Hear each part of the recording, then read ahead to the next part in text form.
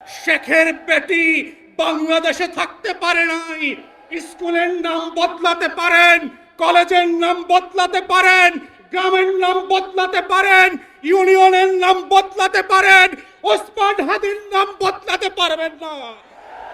দেয়ালে দেয়ালে আমাদের শহীদের উত্তরসূরিরা বারবার লিখে দিয়েছিল, লাখো শহীদের রক্তে কেনা দেশটা কারো বাপের না।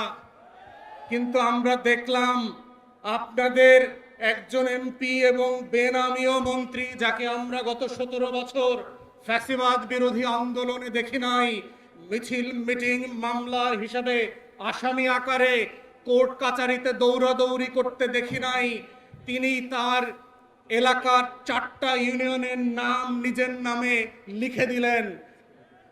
ওইটাই কিন্তু হাসিনার পতনের শুরু হয়েছিল, মনে রাখেন। 4,500 কোটি টাকা গত 17 বছরে হাসিনা শুধু খরচ করেছে বাপের নামে আর বংশের নামে মূর্তি বানানোর জন্য।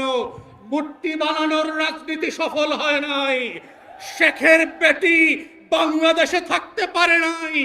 স্কুলের নাম বদলাতে পারেন, কলেজের নাম বদলাতে পারেন, গ্রামের নাম বদলাতে পারেন, ইউনিয়নের নাম বদলাতে পারেন, ওসমান হাদির নাম বদলাতে পারবেন না। লাখো শহীদের রক্তে কেনা দেশটা কারো বাপের না। প্রধানমন্ত্রীর না, শাহ আলমের কাছেও বাংলাদেশ বিক্রি করে দেওয়া হয় নাই। অতএব আজকে যারা বিচার নিয়ে ছিনিমিনি খেলছেন, বাংলাদেশের ইতিহাসের অন্যতম যোগ্য ব্যক্তিকে আইসিটির প্রসিকিউশন থেকে সরিয়ে দিয়ে একটা অযোগ্য দালাল দলীয় লোককে দিয়েছেন। তিনি আজকে বলছেন তিনি নাকি বিচার করতে ভয় পাচ্ছেন। আপনার যদি এত ভয় লাগে, আপনি এই খাতায় নাম লেখাইলেন কেন? যারা ভীত তারা তো ওই পারে পালিয়ে গেছে। নতুন বাংলাদেশ সাহসী শহীদদের জন্য, আবু সাইদ মুগ্ধের জন্য, যারা বিচারকে নিজের শাহাদাতের সম্মাননা আকারে নিয়ে এই ফয়সালা করবে, যেটা আপনারা করতে পারছেন না, দালালি করছেন। তাই আজকে এই জায়গা থেকে মাননীয় বিরোধী দলের নেতা এবং সংসদ সদস্যদেরকে আমরা আহ্বান করছি, আপনারা সংসদে 4টা গণহত্যার জন্য স্বাধীন কমিশন করে আবার দাবি করবেন গুম খুনের বিচারের ওপেন পাবলিক হিয়ারিং হতে হবে। যেটা আমেরিকাতে, পশ্চিমা দেশগুলোতে যেই গণশুনানি হয়, গত 17 বছরের হাজার হাজার গুম হয়ে যাওয়া লাশ পর্যন্ত, স্মৃতি পর্যন্ত হারিয়ে ফেলা মানুষদের গল্প এই বাংলাদেশের 20 কোটি মানুষের ঐতিহাসিক স্মৃতি সংরক্ষণের জায়গা থেকে স্মরণে রাখতে হবে। এই কমিশনগুলো বিটিভি এবং সংসদ থেকে লাইভ করতে হবে। জুলাই জাদুঘর অবিলম্বে ওপেন করে দিতে হবে জাতির কাছে।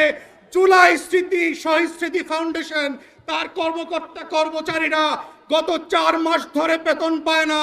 মাননীয় বিরোধী দলীয় নেতা, বিরোধী দলীয় চিফ হুইপকে বলছি, বাজেট সেশনে অবশ্যই আপনাদেরকে এইটা সংসদে রেজ করতে হবে। কোটি কোটি লক্ষ লক্ষ কোটি টাকা লুটপাটের বাজেট হয়। আমার 24-এর শহীদদেরকে নিয়ে যে ফাউন্ডেশন কাজ করছে, তারা 4 মাস ধরে বেতন পায় না। এটা লজ্জার বিষয়। লজ্জা হওয়া দরকার সরকারি দলের, যাদের রক্ত দিয়ে আপনারা ক্ষমতা এসছেন। আমরা সেই দিন বদলের রাজনীতি করতে চাই। মাথায় রাখবেন, বিমান কিন্তু সকল প্যাসেঞ্জারের জন্যই টিকিট কেটে দেয়।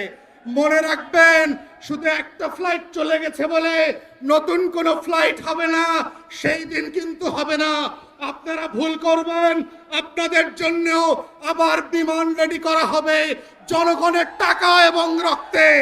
যদি সেই দিনটা না চান, বাংলাদেশে রক্তের শাহাদাতের উপরে দাঁড়িয়ে গণ অভ্যুত্থানের আমলনামার উপরে ভিত্তি করে বাংলাদেশ পরিচালনা করবে।